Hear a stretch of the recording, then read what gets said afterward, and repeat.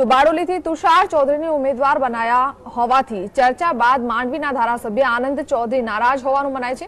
જો કે તેમની નારાજગી અને રાજીનામાની ચીમકીના અહેવાલને ખુદ આનંદ ચૌધરીને ફગાવી દીધા છે। આનંદ ચૌધરી પણ બારડોલી બેઠકના કોંગ્રેસના દાવેદારોમાં હતા, પરંતુ ગત સાંજે જાહેર થયેલી યાદીમાં નામ ન હોવા છતાં બારડોલી બેઠક પર તુષાર ચૌધરીનું નામ ચર્ચામાં આવ્યું હતું, જે બાદ આનંદ ચૌધરીએ રાજીનામું આપવાની ચીમકી ઉચ્ચારી હોવાની લોક ચર્ચાઓ શરૂ થઈ હતી। બારડોલી લોકસભા બેઠક પર બીટીપી કોંગ્રેસનો ખેલ બગડી શકે છે। આ બેઠક પર કોંગ્રેસ ભાજપ ઉપરાંત બીટીપી પણ મેદાનમાં આવવાની છે। બીટીપી આ બેઠક પર સુરત જિલ્લા પ્રમુખને ઉતારે તેવી શક્યતા સૂત્રો તરફથી વ્યક્ત કરવામાં આવી છે। ઉત્તમ વસાવાને બારડોલી બેઠક પરથી ચૂંટણી લડાવશે તેમ સૂત્રો તરફથી માહિતી મળી છે। બારડોલીથી ઉમેદવારની નામ કોંગ્રેસે ગઈકાલે છેલ્લી ઘડીએ ટાળી દીધા છે। જો કે આ બેઠક માટે પૂર્વ કેન્દ્રીય પ્રધાન તુષાર ચૌધરીએ જ મજબૂત દાવેદાર મનાય છે અને તેઓએ પણ સાંજ સુધીમાં સત્તાવાર જાહેરાત થશે તેમ પણ કહ્યું હતું।